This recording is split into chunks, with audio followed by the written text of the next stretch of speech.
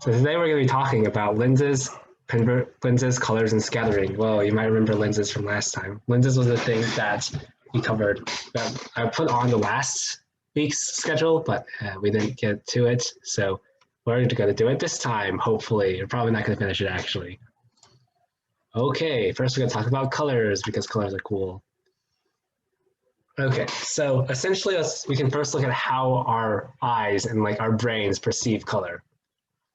So essentially, to perceive color, our eyes have two things, rods and cones. So in the back of our eye, or the retina, there are going to be like all of these little receptors, right? And they're going to be either rods or cones. And rods detect how bright something is, while cones detect color. Oh, color. Now our brains are like really would prefer to, okay, so rods will be able to detect like gradients, so like differences between the colors of things, right? So if something is like super dark and something is super light, the rods will be able to detect that.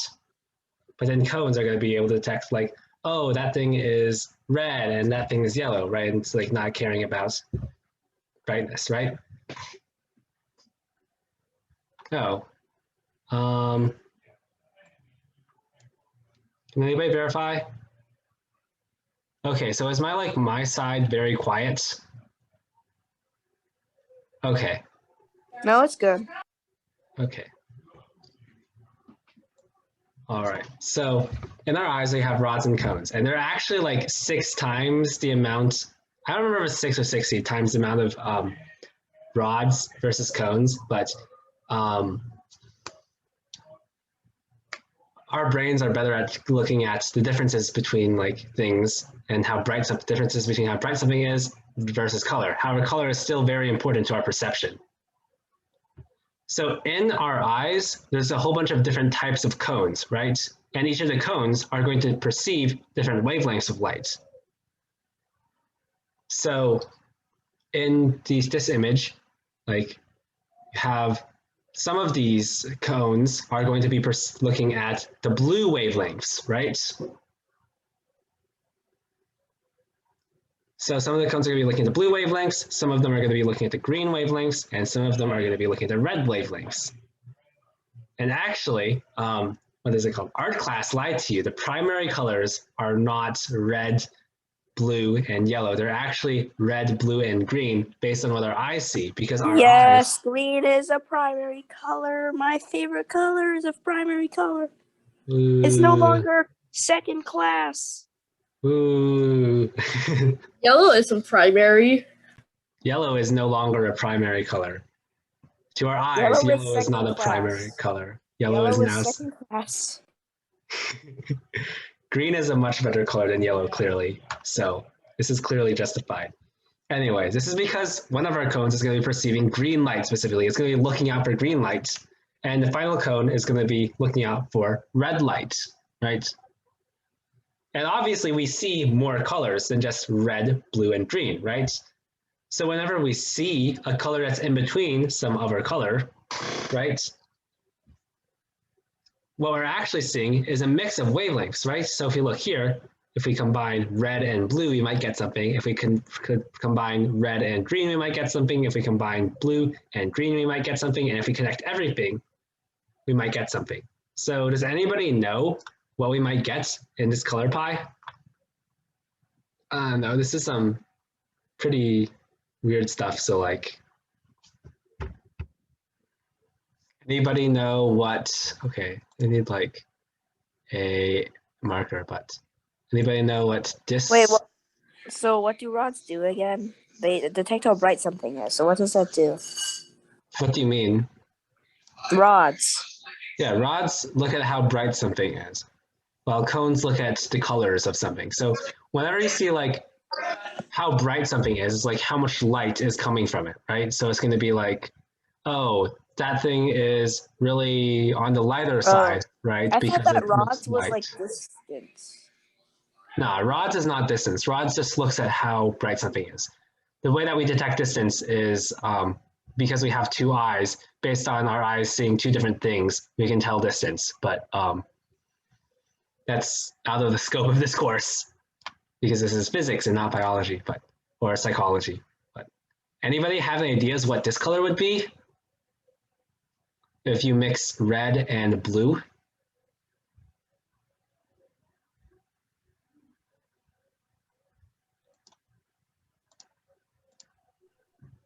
Purple.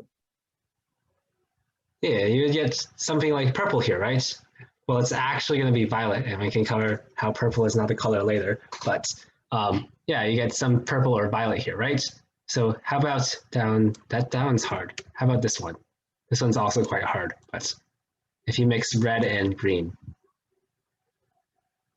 oh, somebody filled in the purple for me. Is it brown?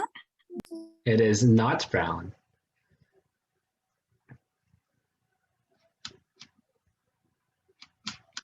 Anybody have any ideas? Oh, somebody said yellow. Well, the answer is actually yellow. When you combine red and you combine green, you get yellow, which just might seem like kind of strange if you're like used to, oh, red and green make, red and green make brown because they're on the opposite sides of the spectrum because they're complementary colors. Oh boy. But in this color system, when you combine red and you combine green, you get yellow. All right, anybody have any ideas for what this would be?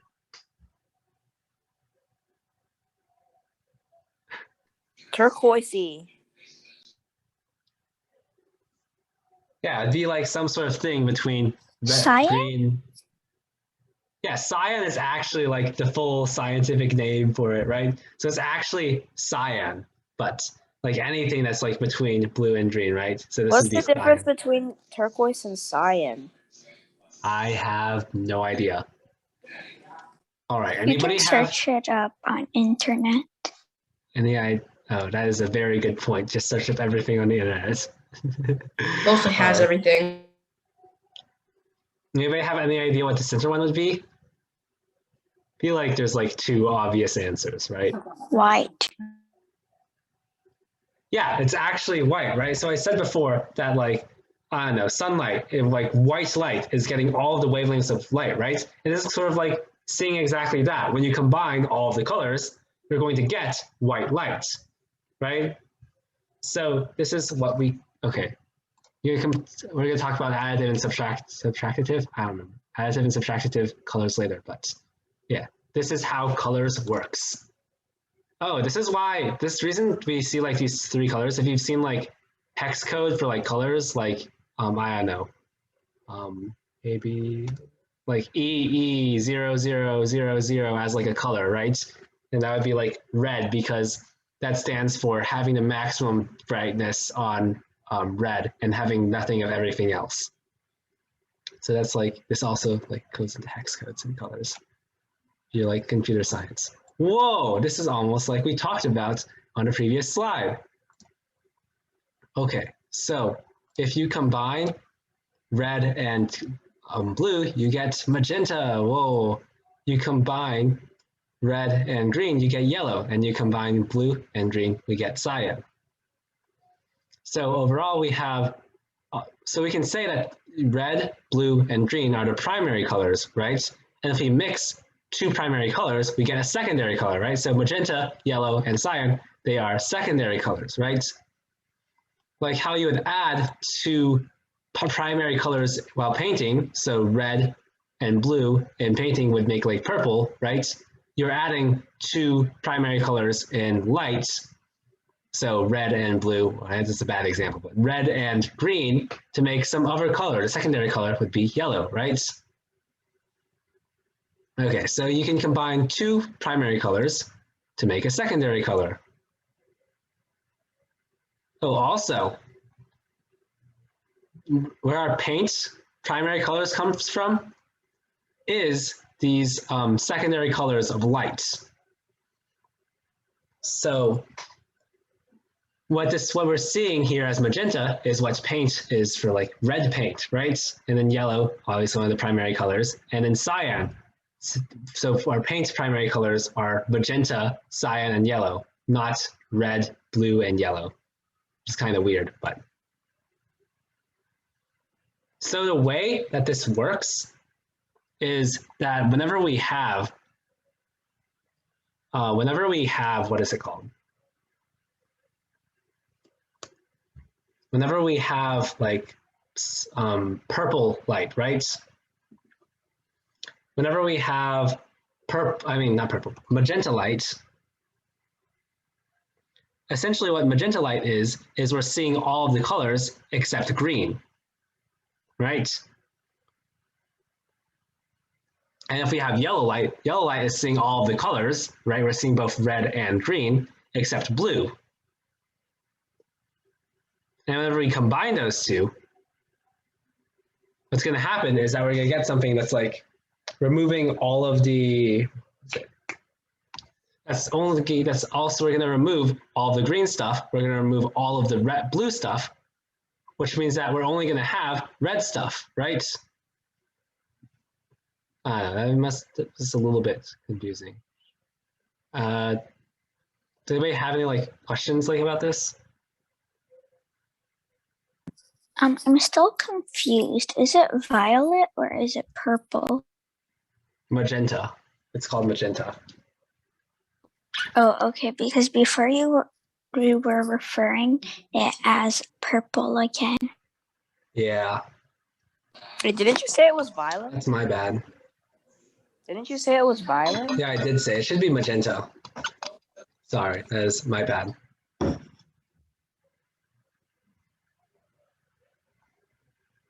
And these three colors are like the three primary colors of paint, right?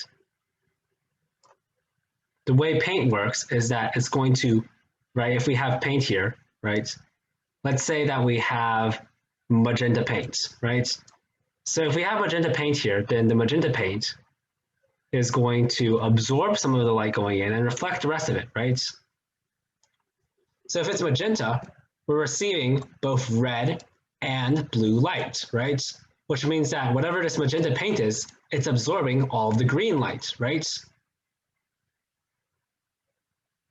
So what if we combine this with a paint that is yellow? So we know that yellow paint, right? Yellow paint is a combination of red and green, right? If it's a combination of both red and green, that means that it must be absorbing blue lights, right? So that means that if we combine magenta paint, which absorbs green lights, with yellow paint, which absorbs blue lights, then we're going to get paint that absorbs both blue lights and green lights, which means that overall we're going to get red or orange, right? If you're mixing magenta and you're mixing what is it called? Yellow, we're going to get orange because of like this sort of way. So primary colors for paint are actually magenta, yellow, and cyan, what our teacher never taught you about whatever it is, colors. Ooh. All right, do you guys have any questions about this? Oh no. If you guys continue being mean in chat, you might have to disable chats, but except DMs. But. All right, are there any questions?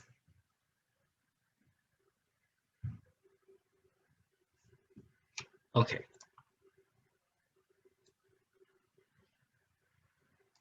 So I went over this a little bit earlier, but the reason that we see color, right? So if we I have a question.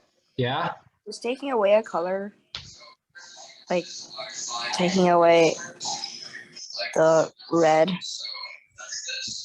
So if you like take away red, right? So if you have white light, it's going to have all of like red and green and blue, right? But if we take away green and blue. What? What did you say? If you take away red, it's just green and blue, right? Yeah, exactly. If you take away red, it's just green and blue. And if it's just green and blue, we already know what that is. We know that's cyan, right? Yeah. Yeah, so that's what would happen if we take away red. Does that make sense? Yeah, very much sense. Okay, so let's look at why we see color. Okay, so objects are going to either absorb light or reflect light that comes at it, right?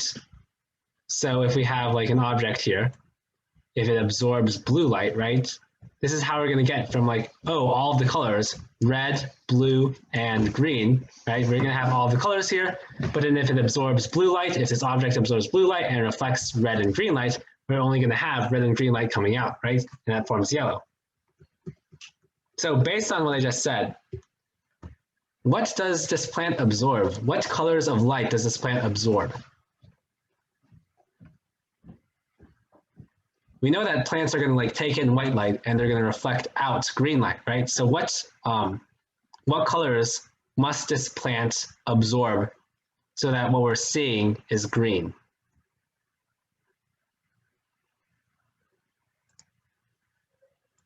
It must absorb everything except for green.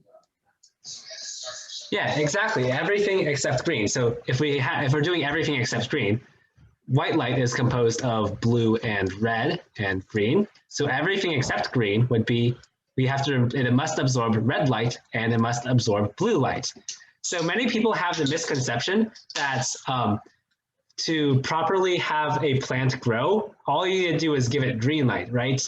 Because green is what it looks like, right? But that's exactly the opposite of what you want to do. Because the plant is absorbing blue light and red light and it's reflecting the green light off because it doesn't want the green light, right? So if you're shining nothing but green light onto a plant, that plant is going to die. Okay, so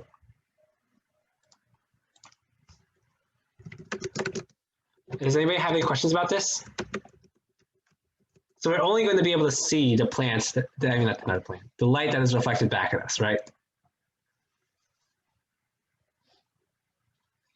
Wait, what if something is purple? Then what does it reflect? Both blue and red? We're going to cover that in a little bit. Ooh.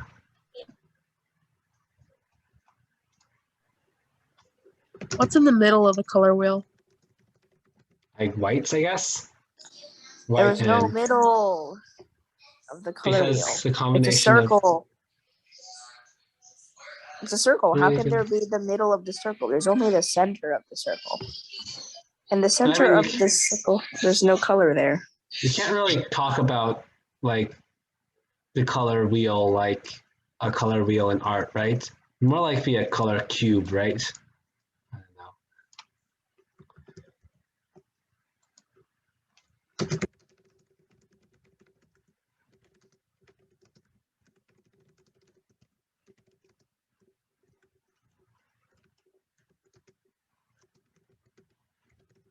Does anybody else have any other questions?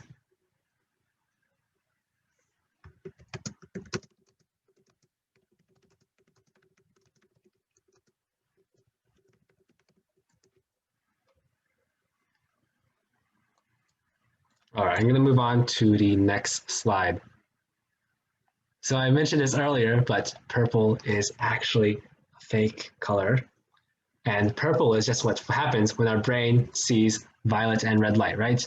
So when we were on the electromagnetic spectrum lecture, right, I said that, oh boy, purple doesn't exist, right? And as you can see here, there is no actual wavelength for purple, right? We end at violet and we start at red. There's no room for purple anywhere in between, right? So purple isn't actually a real color that has a single wavelength. That's the important thing, that purple doesn't have a single wavelength. So what purple actually is what happens when we see both blue light, or when our blue light receptors are activated and our red light receptors are activated, right? So that means that if we see both red and blue, normally if we see both red and blue, right, that shouldn't be a wavelength that is possible, right? Because it's not anywhere here, right? Because red is on this side, and blue is on this side, and red is on this side. So seeing both red and blue on like opposite sides shouldn't be possible, right? But if we have like a red thing mixed with a blue thing, right? This is how we get purple in art class, right? If we have a red thing that's mixed with blue thing, we're going to get what our eyes perceive as sending out both blue wavelengths and red wavelengths. So then we're going to be able to see purple, right? I guess purple is a fake color. Isn't exactly entirely being truthful. It depends on what you define as a color. But if you say that a color is something that has a wavelength, right? If you say a color is something that has a wavelength, right? Then purple is not a color by that definition. But if you say, if purple is something that we can see, right? Because we can see what we can perceive, right? Because seeing both red and blue is definitely a thing that will happen, right? Because if we didn't see that, then we wouldn't see purple, right? So in that sense, purple is a color, but in this like spectrum, purple is not on the spectrum, right? All right, are there any questions? Oh my god, so many big things. All right, can you stop spam? Can you guys like slow down the spamming of pig for maybe a little bit?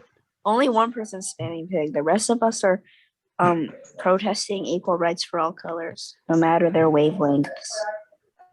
Okay. This gives me the same vibe of another class that I was in, and then they're having like work pay unions, like labor unions in the Discord. It was very entertaining, and they had like amendments too, and then they had like the name for the union to protest the work wages. What is this The Discord what? politics? The what? Anyways, I think that we should get back to what I'm teaching, which is on scattering. Whoa. Okay, so essentially what scattering is when a particle absorbs a wavelength of light and then it re-emits it, or it sends it back out, right? So we have this particle, it's going to be a like ground state, or it like doesn't have any energy into it. It doesn't have any energy yet, right? So what's going to happen is that a wave is going to run into it, right? And our definition of a wave, right, was it transmits energy without like the transfer of matter, which means that this wave must have some energy, right? So if this wave has some energy, that means that this particle now has the energy, right? Because it just absorbed a wave. Now, the particle doesn't like having too much energy. It wants to get back to being stable, right? So what's going to happen is that it's going to emit a wave in a different way. So that is exactly what scattering is. It's when particles absorb a wave, right? Absorbing a wave, and then they send it back out after they absorb it.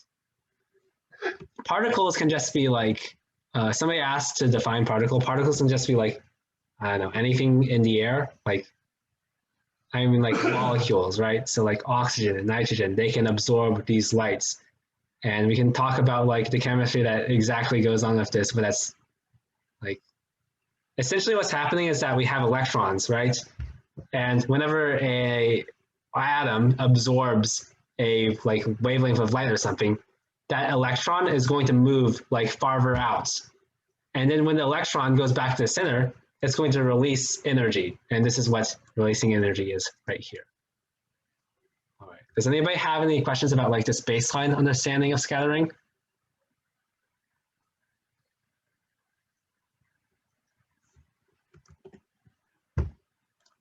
Okay.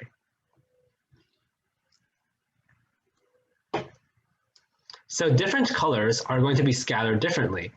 So that means that you are more likely to run it. So you are more likely to be hit by a wave with a shorter wavelength. So does anybody have like any intuitive reason why we'd be more likely to hit by a wave of a shorter wavelength? Because longer wavelengths can bend around you. Yeah, because like as you can see with like this really long wavelength, right?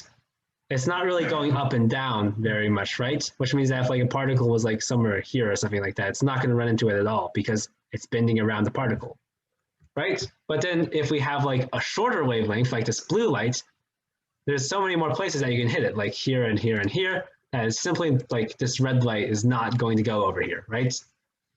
So that means that you're more likely to get hit by a wave of a shorter wavelength, which means that like something like blue light is going to scatter more. And something like red light is going to scatter less, right? All right. Does anybody have any questions about how this would work? Oh, somebody's drawing a smiley face on the sun. I see you there, Viking.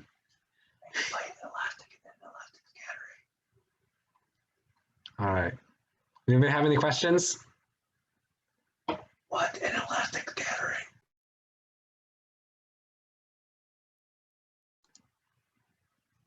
Okay, we're gonna move on to the next thing. Who is that?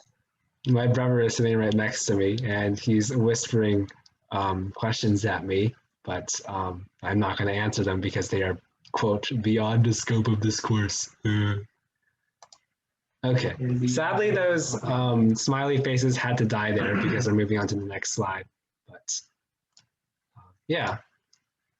Oh, why is the smiley? Okay.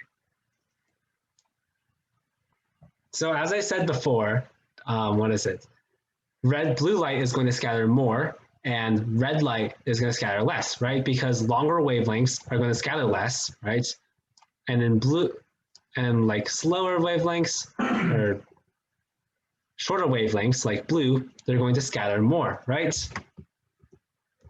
So as you can see here, let's say like this is the sun, right? And the sun is going to be like having light go in all directions, right? So somebody is drawing a smiley face on the sun again, but let me just complete that so that nobody has to complete that. Whoa, there's a smiley face on the sun now. Whoa, okay. So let's say that we have an array of like light coming from the sun, right? It's going to be composed of all the different colors of light, like red and blue and green and all that kind of stuff, right? Okay, so if we have the sun releasing all the different colors of lights, then it's also going to have like longer wavelengths like blue and shorter wavelengths like red, right? So what's going to happen is that the blue wavelengths, they're going to scatter in the air, while the red wavelengths are going to come straight down at us, right? So if let's say that we're like sitting down here, right? If we're sitting down here and we look up, we're going to see mostly blue light, right? Because blue light is like what's being scattered all over the sky, right? The orange may be coming directly at us, but it's like not like everywhere like the blue light is, right? I'm gonna see a smiley face. Okay. Oh, there's an even bigger smiley face. Now, all right. But let's say that it's near sunset, right? So at noon, the sky is like very, very blue, right? Let's say that we are, and if you're like not directly looking at the sun, right? If you're not directly looking at the sun, then what you're going to be able to see, like if you're looking this way, right? Then you're not going to be able to see this orange light, right? Because the orange light is only going to come in this Oh, if direction. the blue light is scattered everywhere, that means the sky is blue. Yeah, that's exactly it. This scattering explains why the sky is blue. But then how does it explain sunsets, right? We'll explain sunsets, like let's say that you're sitting here and this is the sun, right? So when it's near sunset, right, the scattered light is going to go this way and this way and this way, and it's not like heading anywhere close to you, right? Meanwhile, right around the sun, we're going to see a lot of orange light that's coming straight at us, right?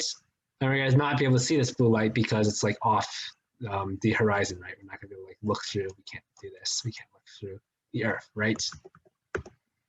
So that means at sunsets, we're mostly going to see orange light. And this makes sense with like what we're actually seeing, right? Because near sunsets, the sky becomes a deep orange, right? And this also happens during mornings, right? You see the sunset because we're mostly seeing orange light coming at us. All right, does anybody have any questions about this?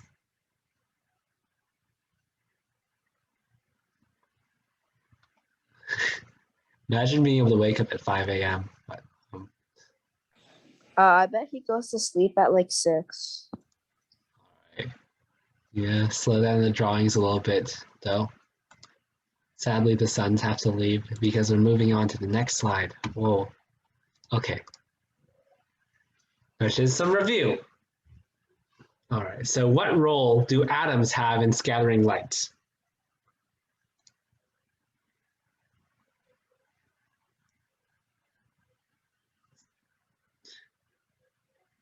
I didn't exactly explain this like fully, but anybody can figure this out.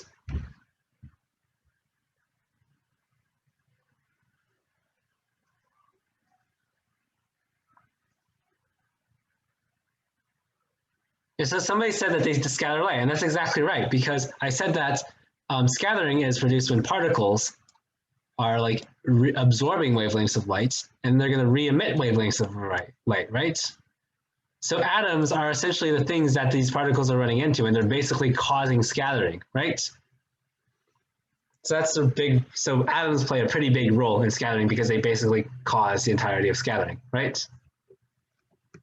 All right, so does anybody know what wavelengths are scattered more, high or low?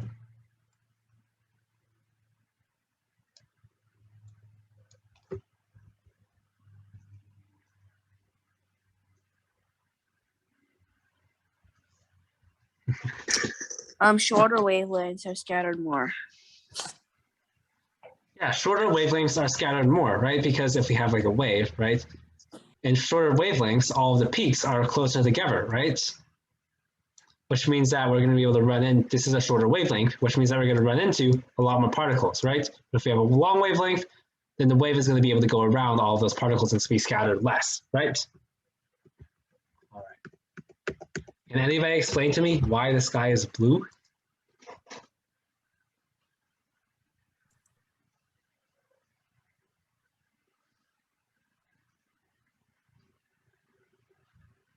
The sky is blue because the sun scatters a bunch of blue light. Very cool. And isn't ozone also blue? I have no, I don't think that was in this blue, but you can like Google that. Google is a very good resource. Yeah, it's good, right? Because the sky is blue because the blue light is being scattered around. That's exactly right. All right. And how about the sunset and the sunrise? Why are they reddish and orange? Because the sun scatters those colors of light. Yeah, because the red and the orange are going to be coming straight at us during the sunset and sunrise, right? And they're going to cover like the majority of the sky, right? All right. Does anybody have any questions about scattering overall?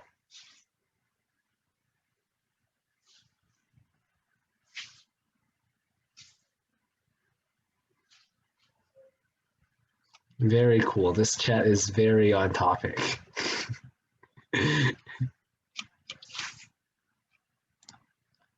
All right, so next we're going to talk about lenses. This is a topic that I was not able to talk about. This is a topic that I wasn't able to talk about last week because we ran out of time entirely before we could get to lenses. But here's talk first. So we're going to talk about lenses. So some of the lenses that you might recognize are like glasses, right? So glasses are going to like bend light so that you can see things better, right? You're going to see magnifying glass, they're going to have lenses, right? And camera lenses and contact lenses. These things actually have lenses in their name, telling you that they are lenses. This brings, what do all of these have in common, right? These things all have like some piece of transparent material, like mostly glass, right? That is shaped to bend light in a specific way, right? Because glasses, right? Whenever you go to the glasses shop, right? If you guys have glasses, like maybe a lot of you probably don't, but for those of you who have glasses, right? You have all of those glasses laying around, right? And they all have frames in them, right? But they aren't able to like properly correct your vision yet, right? Because they have these things that are just like little plastic pieces that don't bend the light in a specific way, right? But once you get the correct lenses in, they're going to bend the light specifically so that you can see better, right? So that means that the glasses are going to be bending light in a specific way. Magnifying glasses, you can tell that they're bending light. Glasses bend the light to focus on your retina? Yeah, that's exactly right. Glasses bend the light to focus on your retina, and retina is where the rods are, so you can see, right? Connections to previous slides. Okay, and we know that magnifying glass, that's going to be bending light because we know that because whenever we look through in the magnifying glass, it becomes larger, it becomes smaller, right? So a lens, in general, is just a piece of transparent material that is shaped as to cause light rays to bend in a specific way. Usually what they do is they cause light to go to one specific point or to diverge from that specific point, which we're going to go a little bit in more in depth on later slides. So does anybody have any questions about lenses and what is a lens?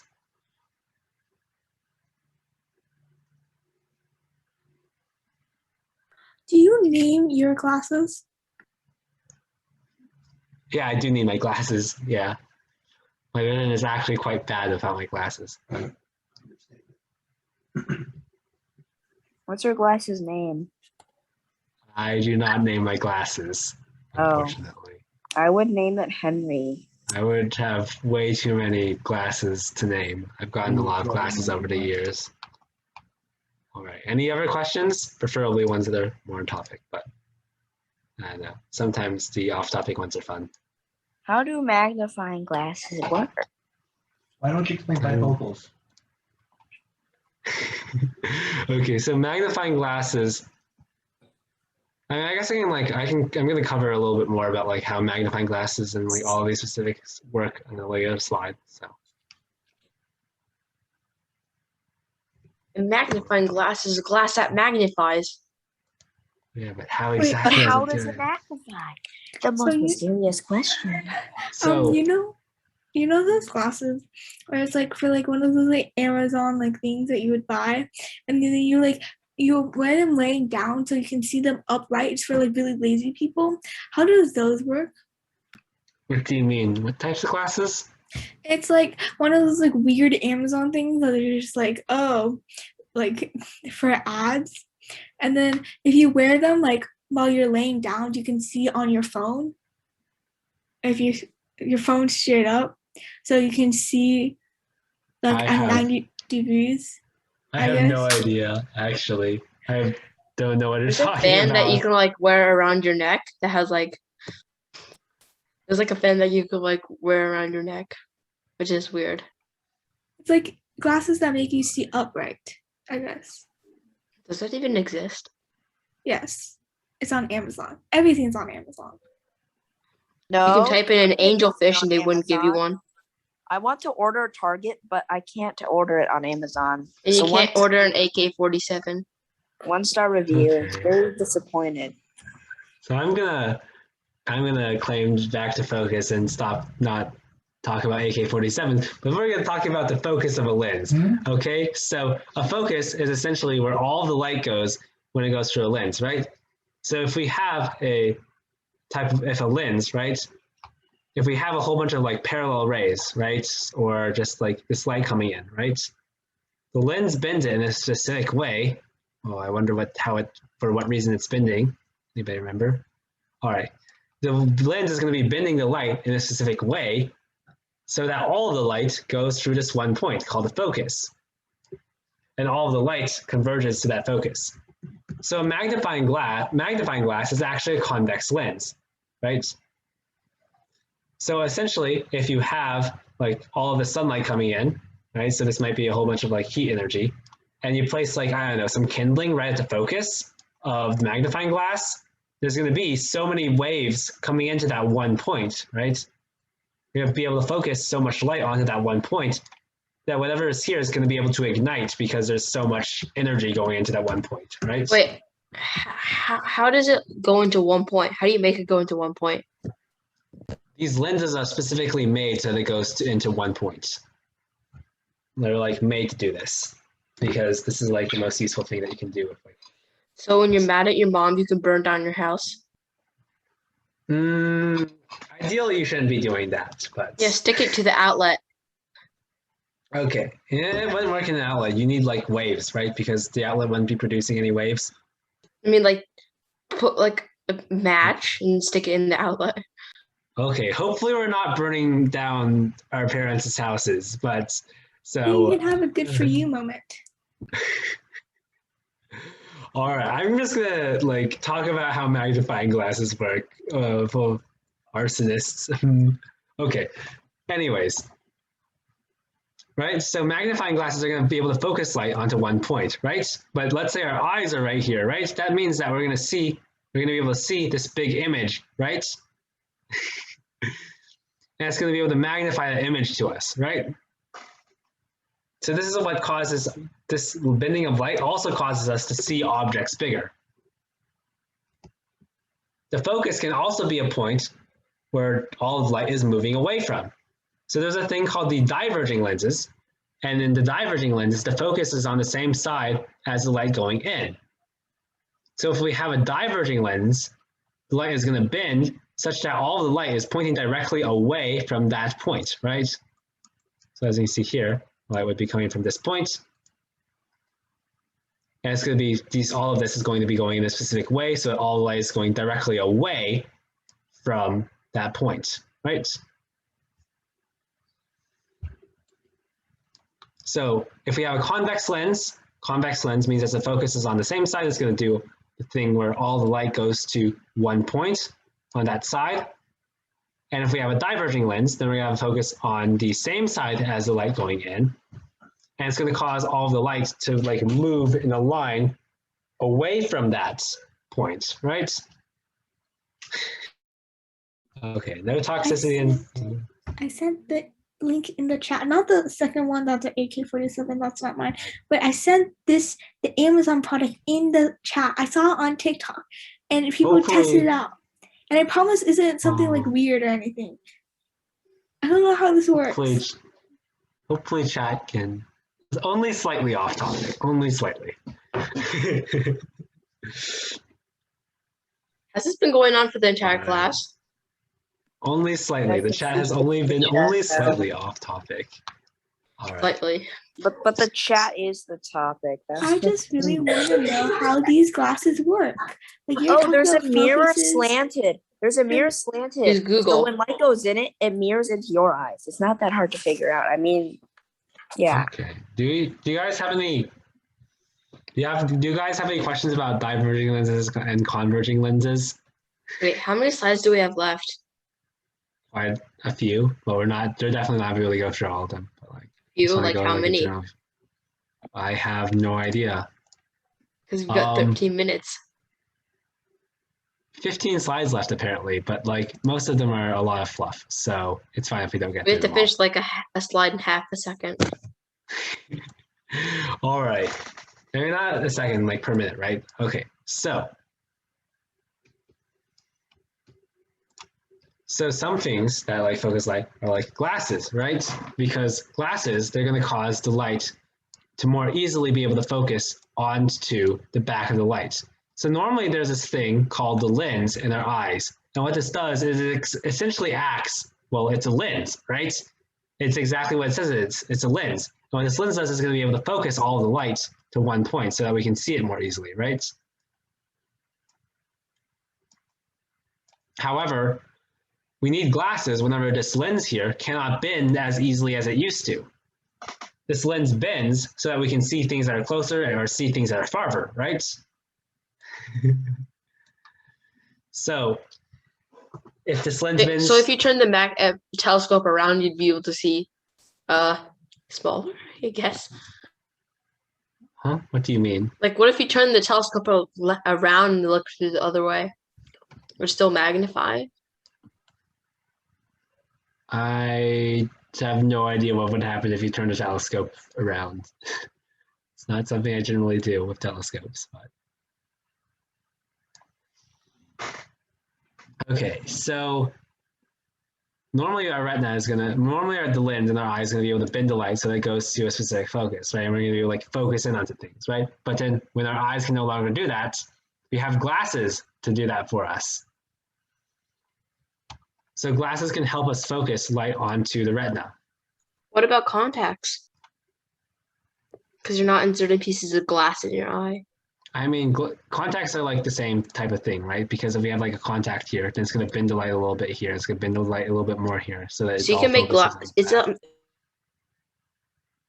made out of plastic, though. Well, they only have to be like some sort of transparent material. So I said on the previous slide. So it could be cheaper and not use glass for your glasses. Wait, yeah, but they wouldn't be called glasses anymore. Doesn't glass refract? Yeah, the whole point of this, the whole reason that we can have lenses is because of refraction, which is actually on the next slide. The whole reason that we're like constructing that these lenses are able to focus light is because the lenses are bending light in a specific way because of refraction, right? Like the light normally isn't going to like bend, right? But because of refraction, it's going to bend so that it focuses onto a single point. So it's like kind of touching on a later thing. But yeah, you're exactly right. The light is going to refract through the glass or through the plastic, and that's the entire point of making out glass or plastic. All right, so then magnifying glasses, they're going to be able to focus onto you're going to be able to focus, you're going to focus the light coming from the object so it like looks larger. And cameras can focus light onto like a single point, so then you can get a better image. So these are how like lenses are used in magnifying glasses and cameras, like camera lenses and magnifying glasses, right? Do you guys have any questions about like glasses, magnifying glasses, and cameras?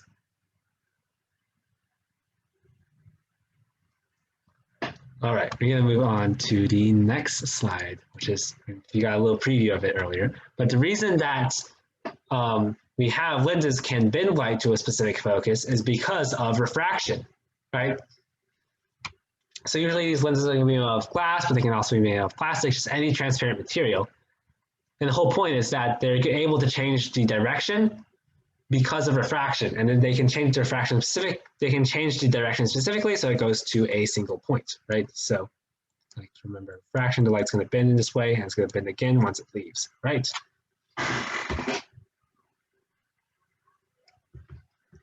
All right, and then so finally, a little bit thing about lenses is that to bend the light more, right? Because we're going to need a thicker lens, right? So a lens that's like kind of skinny isn't going to bend the light too much, right? Wait a minute. So if you had a giant magnifying glass, would it still would it make a giant fire or a small fire? What do you mean? Did you repeat that question? Like if you had a small magnifying glass, would it make a small fire? And if you had a large magnifying glass, would you have a big fire? Or does it Yeah. not matter? I think it would matter because the magnifying glasses are concentrating all the light energy on a point, right? So if this is like all the light energy you're receiving, right? If a So smaller technically you magnifying can make like a glass, laser out of magnifying glasses? I mean, but the thing is, it's only going to be going to one point, right? Because after you pass through that one point, it's going to start diverging again. So it wouldn't be a laser, really. I mean, you should just set things on fire whenever you wanted to. Hopefully, we're not setting things on fire whenever we want to. Don't play Also, with fire. there's matches to do that. So Like when your gas isn't working for your gas stove, you just use a magnifying glass. Don't play with Think fire. that- Otherwise, it'll be the next meal. I mean, you'd want to use a match for that, but like, you can use a magnifying glass if you have no matches, I guess. But I do not recommend you play with fire for fun. Crispy humans, my favorite. All right, so Magnifying glasses are so dangerous that why do you not need a permit to buy them on Amazon? I mean, they aren't like that dangerous, but you need like very specifically they're do all of these expensive. things. You wouldn't be able to do this on accident, really, I think. But, all right, so I mean, you could. You'd be then- looking at this like little particle on this log, and it just sets it on fire. I mean, that could happen, but like, hopefully, it's still pretty safe to have magnifying glasses. Anyways, so usually whenever beside going after tangents, usually to have bend light more, we need to have thicker glasses, right? So if you have glasses and your eyes have gotten worse over time, you know that every single time you get the new glasses, you're going to need thicker glasses, right? That's because to bend the light more, you're going to need thicker glasses or thicker lenses, right? So usually the lens needs to be like some amount thick to actually bend the light, but because this is a perfect physics world, we're going to assume that they're all infinitely thin and they still focus lights. All right, you guys have any questions? There's a pretty drawn-in smiley face for those people who like the smiley faces. All right. So I said before that there are two different types of lenses, concave and convex. And I said that concave all goes to one point and convex all leaves one point, right? But some examples of concave lenses are like, I mentioned a lot of this before, but glasses and magnifying glasses, they're going to be concave lenses and they're going to be able to focus all the light to a single point. Hey, could you start a fire off a convex microscope or something? Would not be able to set up a fire with a convex lens because all of the light is going away from a point, right? because And could you track the light that's going away from the point? I mean that would take a No, you really can't. that would take a I mean you could, but like that would take a lot of setup, and if you have that much setup, it's a lot easier just to use like mirrors to just like reflect it all to one point without using the lens. It's saving And energy. anyways, Wait, are mirrors concave or convex? mirrors are not lenses. Oh yeah. Mirrors are mirrors. We covered reflectors a little bit earlier, didn't we? What about those wonky mirrors at the fairs that make you look fat? Okay. Okay, so so types of convex, like things that use convex lenses include microscopes and telescopes. Say they have the focus on the same side as the light going in, right? Which means that if we have the light going in on this side, then all the light is going to leave. It's going to be like, you see like these dotted lines going here, right? So these dotted lines represent like the sort of trajectory that we would see, and it would go like straight after it, like where it would like actually come out from. So does anybody have any questions about diverging lenses and convex lenses and concave lenses?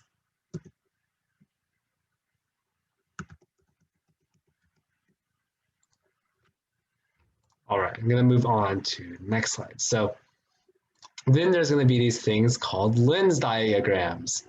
So so they allow you to see like what you would see when an object is refracted through a lens. They're sort of like a representation of what you would see. So in these lens diagrams, there's going to be a thing called an object, and it's essentially what you're looking at through the lens. The image is what we see through the lens, right? So this would be the image, this is the object, right? And they're usually represented by arrows. I kind of like lens diagrams, just by covering them, but. So the real image is what we see when we have actual light rays, right? So we see there's actual light rays going to this point, right? So this would be a real image, but a virtual image comes from rays that don't actually exist. And it's just what our brains perceive to fill in all the blanks. So then the principal axis is the line through like cutting like straight through the lens. So this would be the principal axis. And then there's also going to, often they're going to mark several points. So they might mark, you're going to mark F because F is the focus of the lens. And that's often very important. And 2F, or 2 times the focus, is also very important. Now what happens is that size is usually going to be represented by how tall these arrows are, right? So as you can see here, in this image, we have an object, and it's like this tall, right? This large, right? And the image, we can see it's like this tall, which means that our image is larger than the object, which means that we're seeing a magnifying thing, right? We're magnifying what we're seeing, right? And also, we see that the object is like pointing up while the image is pointing down, right? Which means that the image is going to be upside down when compared to the object. All right. Does anybody have any questions about this?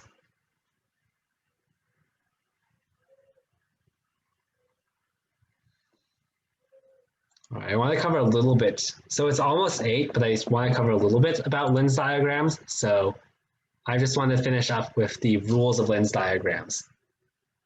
And if you want to read up more about lens diagrams, you can just like look at this presentation after it's over. And I think that the later slides should give a pretty good like understanding about the cases of lens diagrams, but there's no way I'm going to have enough time to cover all the lens diagrams here. So essentially, there's a couple of rules that like govern lens diagrams. So these lens diagrams sort of represent the light going through the lens. So the first rule is that if a light ray goes right through the center of a lens, then it's going to pass straight through without bending. So you can see this in part A. So this light ray is going straight through the center of this lens, which means it's going to pass through unaffected. The second thing is that if a light ray is passing parallel, right, then that light ray is going to bend into the focus. If you remember, like earlier when I said, oh, if we have all of the light, right, all the light going like this, and we go through a lens or something like that, it's all going to go to the focus, right? So rule 2 is exactly what that is. All right, so another rule is that if we pass through the lens focus on the other side, then the light is going to bend so it passes parallel to the other side. So this is kind of like the inverse of this rule, right? Kind of like backwards, right? Because if we're like if we reverse this, we kind of see rule C, right? But then if we go in the actual direction, then we have a new rule that if we're going for the focus on the left side, then when we come out on the right side, it's going to have to be parallel to this side. And you can see similar things with diverging lenses. And finally, I want to cover one case. And converging lenses. So not this one, but so this is kind of where all of the magic of lens diagrams comes. It's when we're looking at specific cases of lens diagrams. So let's say that we have an object here at A, right? And all of these arrows coming from it represent all of the light rays that are coming out from it, right? So we can draw a couple of things based on our rules. So one of our rules was that if it goes straight through the center, right? If it goes straight through the center, then the light isn't going to bend. So that's where this ray comes from, right? Our second rule was that if we're going parallel to the bottom, then it's going to bend towards the focus. And that's where the second ray up here comes from, right? And already here we can see that the rays are meeting at this point. And this is where our image will be. And finally, our third rule was that if we're going through the focus on this side, then everything has to pass parallel through the other side, right? And as you can see, they all meet at one point. And this one point is where we're going to see the image at.